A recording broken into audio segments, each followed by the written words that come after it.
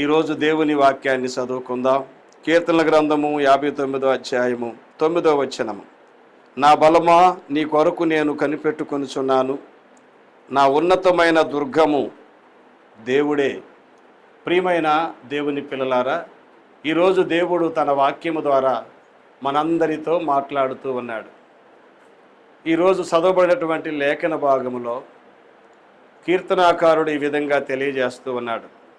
ఎప్పుడైతే తను బలహీనుడైపోతున్నాడో, ఎప్పుడైతే తన జీవితంలో ఓటమికి దగ్గరవుతూ ఉన్నాడో, ఎప్పుడైతే తను భయానికి గురవుతున్నాడో, అటువంటి సమయంలో నిరాశ చెందక, నా బలమైతే సరిపోదు, నేనైతే ఎక్కడా కూడా ఏ విషయంలో జయం పొందలేను, నాకు బలమై ఉన్న దేవుడవు నువ్వే గనుక నేను నీ కొరకే కనిపెట్టుకొనుచున్నాను అంటున్నాడు.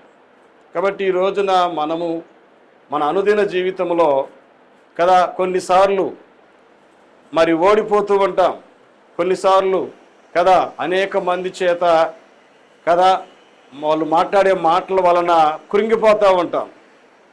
అయితే భక్తుడు అలా ఉండలేదండి. తన జీవితంలో వస్తున్న ఓటమి కావచ్చు, తన జీవితంలో వస్తున్న శ్రమలు కావచ్చు, తన జీవితంలో వస్తున్నటువంటి వ్యతిరేకతలు కావచ్చు, తను ఎప్పుడైతే బలహీనుడైపోతున్నాడో అటువంటి సమయంలో అతను ఏమి జ్ఞాపకం చేసుకుంటున్నాడు? ఎవరి వైపు చూస్తూ ఉన్నాడయ్యా అంటే దేవుని వైపు చూస్తున్నాడు. నా బలము నువ్వేనయ్యా, నా బలము నీవే, నేను నీ కోసమే కనిపెట్టుకున్నాను. నా బలం ఎవరో తెలుసా?